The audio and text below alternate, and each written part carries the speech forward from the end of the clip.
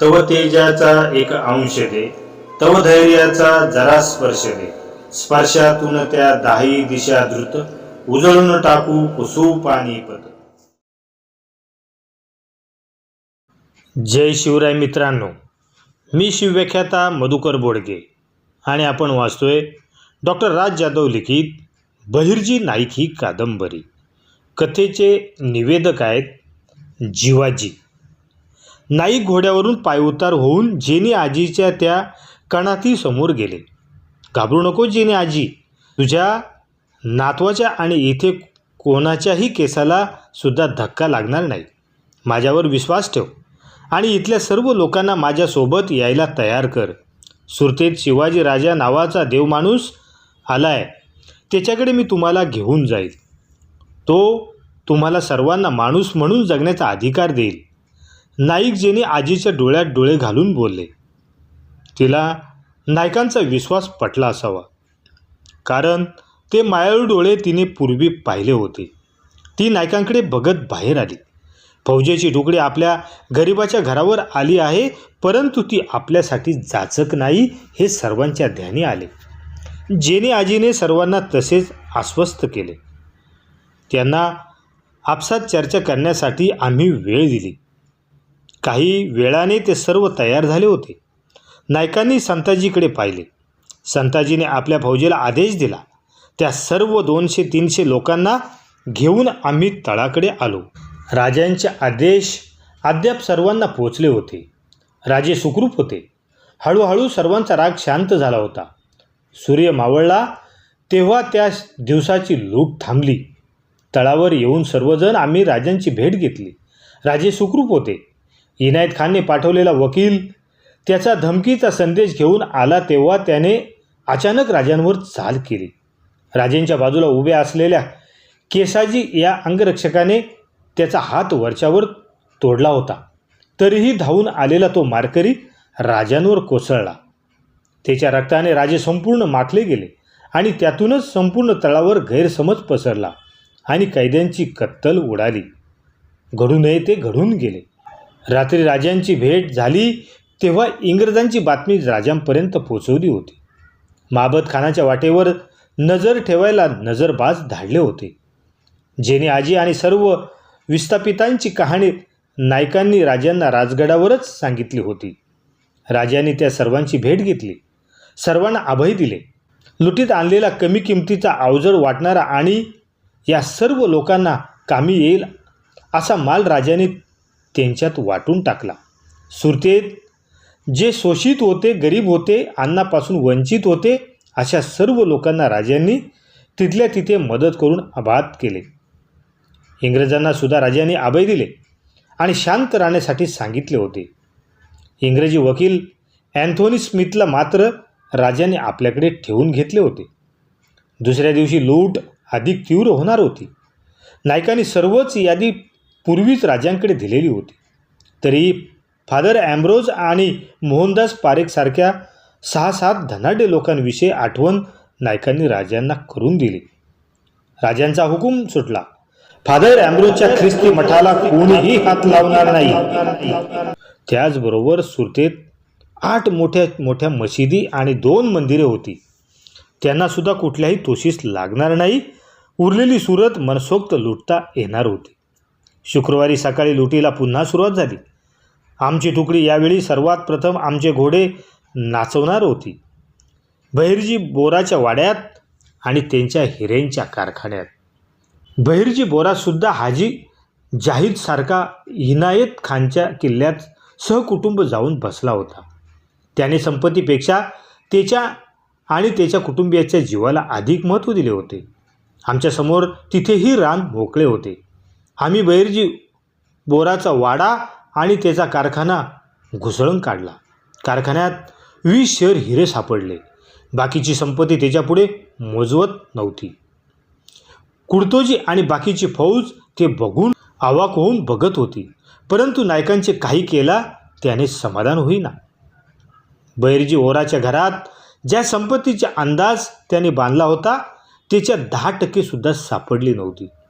नायकाने त्याचा वाडा आणि कारखाना पिंजून काढला. नाईक बाकीचं तो सोबत घेऊन गेला असेल तर? संताजीचा प्रश्न यथार्थ होता, परंतु त्याच्या संपत्तीचे आकडे नाईकांनी स्वतः नोंदवून ठेवले होते. तो काय काय घेऊन जाणार होता? नाईक पुन्हा पुन्हा त्याचा वाडा नीट बघू लागले. त्याच्या वाड्याला लागलेले मोठे मोठे खांब त्यांना खटकले असावेत, कारण नाईक कितीतरी वेळ त्या खांबांकडे बघत होते. त्यांना कान लावून काहीतरी समजून घेण्याचा प्रयत्न करीत होते. नाईक बोलू लागले, बहिर्जी ओरा सुरतेतला सर्वात श्रीमंत व्यक्ती असतानासुद्धा त्या मानाने त्याचा वाडा इतरांपेक्षा अगदीच सामान्य आणि जुनाट आहे. संताजी, बहिर्जी अत्यंत चैनीत राहणारा असून सुद्धा त्याने आपल्या वाड्यात खास काही बदल का केले नाहीत? नाईक थोडा वेळ थांबले. संताजी, वाडा खोदायला घ्या. जितक्या खोल खोदता येईल तेवढा खोदा. हे खांब पाडा. एक एक दगड बाजूला करा. शेराने हे हिरे पाहिलेले मराठे अजून काही मिळेल ह्या आशेने संताजीचा आदेश ऐकून वाडा खोदायला लागले. जुनाट आणि मोठमोठे खांब पाडून त्यातले दगड न दगड वेगळे करू लागले. मी आणि नाईक स्वतः हातात कुदळ आणि घन घेऊन घाव घालत होतो. शेवटी आमच्या मेहनतीला जे फळ मिळाले ते बघून कित्येक मावळ्यांना भोळ यायची बाकी होती. माझ्यासहित कोणीच उभ्या आयुष्यात इतके धन एकत्र पाहिले नव्हते. बहिर्जी ओराच्या पूर्वजांनी आपल्याच वाड्यात पुरून ठेवलेले धनाचे साठे आम्ही बाहेर काढले. उभे खांब खाली आडवे होत होते आणि त्यातून सोन्याचे दागिने, हिरे, रुपे बाहेर येत होते. नाईक यानं सगळ्या सुरतेचं धन आपल्या मांडीखाली दाबून ठेवले का काय? संताजी आनंदाने बोलले. आमच्या अपेक्षेपेक्षा कितीतरी अधिक धन बहिर्जी ओराच्या वाड्यात आणि कारखान्यात मिळाले होते. ते थैलीबंद करून पेट्या पिशव्यात भरून आम्ही लगोलग तळावर पाठवून दिले. काही उरले की नाही हे बघण्यासाठी संताजींनी बहिर्जीच्या वाड्याला आग लावली. आगीत तो वाडा भस्मसात होऊ लागला. नेतोजी काकांनी मुल्ला अब्दुल जाफरच्या घरातून 30 सोन्याचे भरलेले पिंप मिळवले होते. ते आम्हाला रस्त्यात भेटले. त्यांच्यासोबत विश्वास होता. विश्वासला पुढे कुठे धाड टाकायची ते माहीत होते. मुल्ला अब्दुल जाफरचा मावस भाऊ गफूर खान आपल्या तेलाच्या कारखान्यात कुणी येणार नाही असे समजून निवांत होता. आपण तेलाचे पिंप घेऊन गोदीवर चाललो आहोत असे त्याने भासवले, परंतु विश्वासने त्याचे बिंग फोडले. तेलाच्या पिंपात सोने भरलेले होते. तिथे अजून 20 सोन्याचे पिंप मिळाले. मुल्ला अब्दुल जाफरचे 500 जातिवंत अरबी घोडेसुद्धा मिळाले. शुक्रवारचा तो दिवस स्वराज्याला मालामाल करून सोडणारा ठरला. अभिशयनाचा एक वकील ख्वाजा मुराद औरंगजेबाशी बोलणी करायला आला होता. त्याच्या दुर्दैवाने त्या दिवशी तो सुरतमध्ये असताना नारो बापूजी मुदगल आणि येसाजीला तो भेटला. औरंगजेबासाठी त्याने मोठमोठे तोफे आणले होते. सोबत एक सोन्याचा पलंग होता. अनासायसे त्याचे सर्व तोफे राजांच्या पायावर येऊन पडले. राजाने त्याला अभय देऊन सोडून दिले. दुपारनंतर आम्ही आमचा मोर्चा शाही बाजारपेठेकडे वळवला. आधीच खबर लागलेले काही व्यापारी आपले सामान बांधून दुकान मोकळे टाकून पळून गेले होते, तर काही व्यापारी खंडणी देऊन ही बला टाळावी यासाठी घाबरत का होईना आम्हाला पुढे झाले. त्या सर्वात पुढे होता नागप्पा शेट्टी. नागप्पा शेट्टी आमच्या घोड्यापुढे हात जोडून उभा राहिला. हुजूर, हम व्यापारी है, हमें आपके राजनीति से कुछ मतलब नहीं. बड़ी मेहनत से हमने हमारे बाजार यहाँ पे सजाया है, उसे मत उजाड़ो. हम आपको हमारी हैसियत के हिसाब से खंडणी देने के लिए तयार है. त्याचे ते नम्र बोलणे ऐकून संताजीला काही फरक पडणार नव्हता, कारण त्यांनी नागप्पाला पहिल्यांदा पाहिले होते. कब गुमान बाजूला हो, खंडणी घ्यायला येथे आलो नाही आम्ही. आम्ही बघतो आम्हाला काय घ्यायचं आणि काय जाळायचं ते. संताजीची धमकी ऐकून देखील नागप्पा चढला नाही. हुजूर, हमने शिवाजी राजे के बारे में बहुत सुना है. वह बेकसूर को कभी भी तकलीफ नहीं देते. अगर आपने हमें यहाँ से उठाया तो हम कहाँ जाएंगे? शिवाजी राजे के पास. नागप्पाच्या प्रश्नाचे उत्तर नायकाने दिले. आपको व्यापार करना है ना, तो शिवाजी राजा आपको मौका देंगे. और सुरक्षा भी। आप अपने सभी साथियों को लेकर शिवाजी राजे से मिलो, मैं खुद शिवाजी राजे से तुम्हारी शिफारस करूँगा। नागप्पा बहिर्जीकडे एकटक बघत होता. त्याला त्याचा चेहरा ओळखीचा वाटला असावा. नायकांना स्वतःची ओळख पटवून देण्यात रस नव्हताच. ते हेरगिरीच्या नियमात बसत नव्हते. आप समय की बर्बादी मत करो, इसी वक्त राजे से पास चले जाओ, चिंता मत करना, आपके दुश्मन को कोई हाथ नहीं लगाएगा, बाकी आपका फैसला राजे खुद करेंगे. नायकांच्या आवाजात यावेळी जरब होती. त्यासोबत त्याला अस्वस्थ करणारा स्वरसुद्धा होता. नागप्पा पुढे काही बोलला नाही. संताजीला नाईक असे काय करीत आहेत याचा बोध झाला नसावा, म्हणून ते नायकांकडे बघत होते. नायकांना संताजीच्या नजरेत अनेक प्रश्न दिसले असावेत. तेव्हा संताजी प्रश्न विचारण्या अगोदर नाईक बोलले, संताजी, सुरतेतून फक्त सोनं लुटून न्यायचं नाही, तर सोन्यासारखी माणसंसुद्धा लुटून आपल्याशी करायची, तर खऱ्या अर्थाने सगळी सुरत लुटली म्हणता येईल. राजांचा आदेश आहे, जे वाईट आहे ते जाळून टाका आणि जे मौल्यवान आहे ते सोबत घेऊन चला. नागप्पा अतिशय मौल्यवान हिरा आहे, उद्या आमच्या स्वराज्यात कामी येईल. नागप्पाची व्यापारी रांग सोडून आम्ही सर्व बाजारपेठ मनसोक्त लुटली. गरज पडली तेव्हा आगी लावल्या. इनायत खान किल्ल्यात लपून बसला होता, तरी गुर्मीबाज सल्लोदीन मात्र आपल्या पुरुषार्थ दाखवून बाजारपेठ वाचवण्यासाठी त्याचे 10-20 सैन्य घेऊन आडवा आला होता. याच सल्लोदीन खानने नायकांना बाजारपेठेत मारहाण केली होती. त्याला समोर पाहून अगदी माझ्या मनासारखे झाले होते. त्याला बघून माझा संताप अनावर झाला.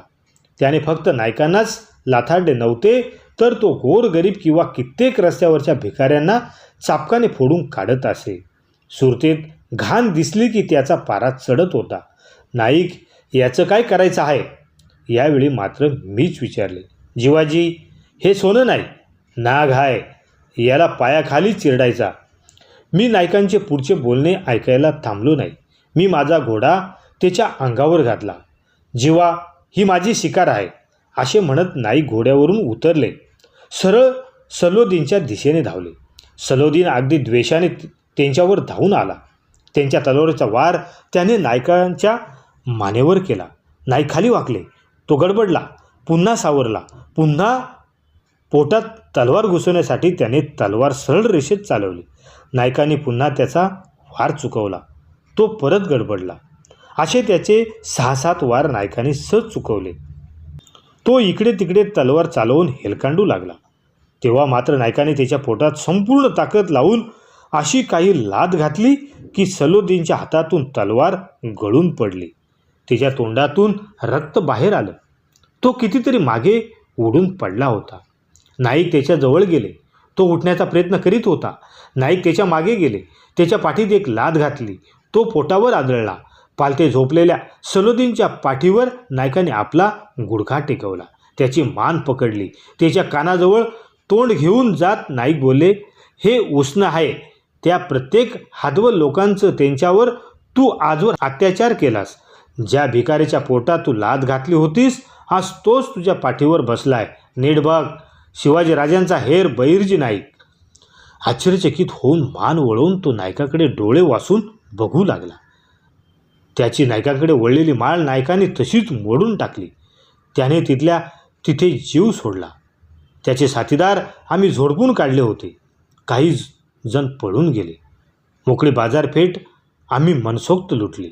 शुक्रवारचा तो दिवस भरमसाठ लुटीसोबत संपला. तळावर लुटून आणलेली संपत्ती मावत नव्हती. कित्येक मजूर आणि मावळे त्यांना थैलीबंद करत होते. त्यांची वर्गवारी करून व्यवस्था लावत होते. नागप्पाला नायकांनी राजांसमोर हजर केले. मोठ्या अदबीने नागप्पाने आदब मुजरा केला. नायकांनी राजांना नागप्पाचे सर्व वैशिष्ट्य सांगितले. राजांनी त्याच्या पारखी नजरेने नागप्पाचे गुण आणि प्रामाणिकपणा हेरला असावा, कारण राजांनी तिथल्या तिथे नागप्पाच्या बांधकाम सुरू झालेल्या रायगडाची बाजारपेठ बसवण्याची मोठी जिम्मेदारी दिली. नागप्पा ते ऐकून खुश झाला. राजांचे त्याने आभार मानले. नायकांकडे त्याने आदरयुक्त नजरेने बघितले. दुश्मन देशात अजून एक हिरा स्वराज्याला जोडला गेला. शनिवारची सकाळ सुरू झाली. तेव्हा आम्ही काढून ठेवलेले यादीतील जवळपास सर्वच आमीर उमरावांच्या घरावर मराठ्यांची घोडी नाचली होती. डच आणि बलंदेजाकडून राजांची मोठी खंडणी वसूल केली. इंग्रजांची खंडणी आधीच पोचती झाली होती. उरल्या सुरल्या सुरतेवर मराठ्यांचा वरवंटा फिरू लागला. दुय्यम दर्जाचे व्यापारीसुद्धा लुटले गेले. स्वाली होल आणि अतिउच्च लोकांच्या वस्तीतून तिथे सर्व युरोपियन व्यापारी राहत होते तिथे आम्ही धडक दिली. जॉर्ज ऑक्सिडनसारखेच हॉलकार्ड, एवेशन, हेनरी गॅरी, अँथनी स्मिथ, निकोसल कालेस्ट्रो असे अनेक विदेशी व्यापारी आपल्या तिजोरीला मुकले. कोणी खंडणी दिली तर कोणी लुटले गेले. दुपारच्या आसपास महाबत खानाच्या वाटेवर डोळा ठेवून असले नजरबाजांनी खबर आणली. महाबत खान 10,000ची कुमक देऊन बडोचवरून सुरेशच्या दिशेने निघाला होता. खबर मिळताच राजांनी आटोपते घेण्याचा आदेश दिले. संध्याकाळी 4च्या आसपास सगळी आवराआवर करून छाननी हलवण्यास प्रारंभ झाला. क्रमशः आणि हे विचारच घडवतील या संवेदनशील मनात क्रांती. राजे आहोत आम्ही, पण हात जोडून विनंती करतो, वेळ गेलेली नाही. जागे व्हा आणि आपल्या धमन्यांमध्ये जागवा मर्द मराठ्यांचं सळसळतं रक्त. अरे कोण होते माझे मावळे? ही सर्वसामान्य जनता. मी त्यांना अभय दिलं आणि त्यांनीच स्वराज्य घडवलं. माझ्या लेकरांनो, ही तीच वेळ आहे जशास तसं वागायची, महाराष्ट्र घडवण्याची, पुन्हा स्वराज्य स्थापन करण्याची. आम्ही रायरेश्वराच्या मंदिरात शपथ घेतलेली, तुम्ही शपथ घ्या. माझ्यासोबत म्हणा, हा महाराष्ट्र आपला आहे. त्याचं रक्षण करणं, महाराष्ट्र अस्मिता राखणं हे माझं कर्तव्य आहे. बोला, हर हर महादेव, हर हर महादेव.